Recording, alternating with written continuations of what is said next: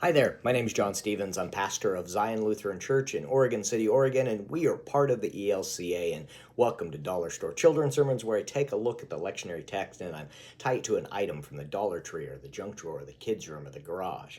That's how we've been doing it lately. Thank you so much for the love that you are sharing with your kids and your congregation and your families. You are rocking it. And thank you for spending a little bit of your week with me in this way. This is for the narrative lectionary, and we are looking at Luke chapter 7, verses 1 to 17. We have two healings. We have raising people from the dead. Well, we've got, all kinds of things going on. We've got healing we've got, we've got lots of stuff. And the reason, there's a lot of directions you can go on that.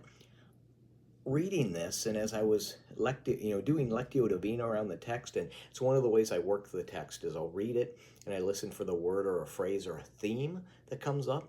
And the thing that caught my imagination was how many emotions are in this text.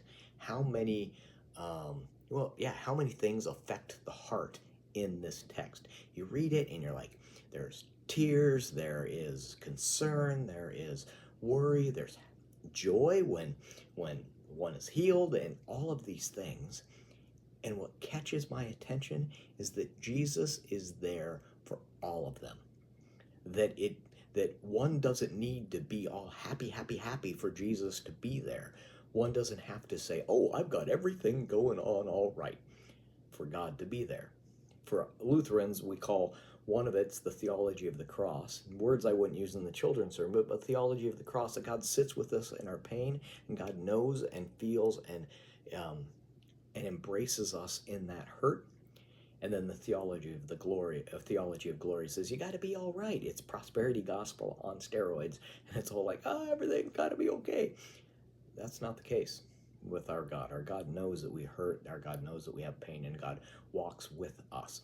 So that's what catches my attention in all of this text. So the direction I would go, and whether these are sometimes you can find these at the Dollar Tree in the teaching section, or sometimes you could make your own. You could do a flip book, and it's different faces that have different expressions of emotion. And it's one of the ways that some teachers or counselors help little kids express how they feel. And you could actually, draw and you hold up a face and you go, what does this say to you? What does this one look? What kind of emotion does this one have?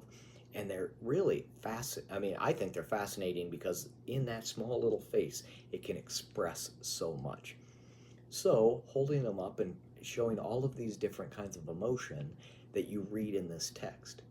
And then about how the beautiful part about God's love and grace is that God walks with us and sits with us, and when we're hurting, God is there. And sometimes, most of the time, the way God is there is God is with us in community.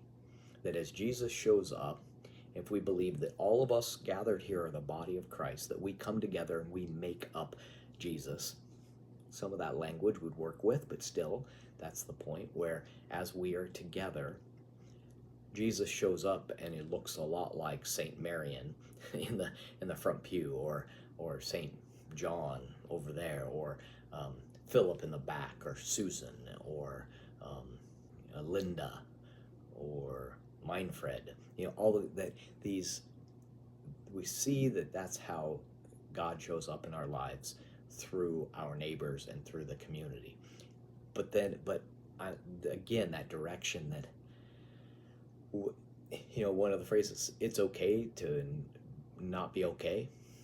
God shows up and holds us and keeps us in God's grace, because that's the God we have, and that's the God who created us. So starting off at the springboard with the faces of emotions and having them name the emotions, and then talk about that in this story there are so many emotions, and they could have easily told the story without those emotions, but it seemed important enough to Luke that these get put in. So, all right, that's what I got for you. That's my springboard. I hope it can be useful for your own children's sermon. Again, thank you for the love that you're sharing with your kids and your congregation and your families. You, my friend, you are rocking it. All right, we will see you next week. Peace.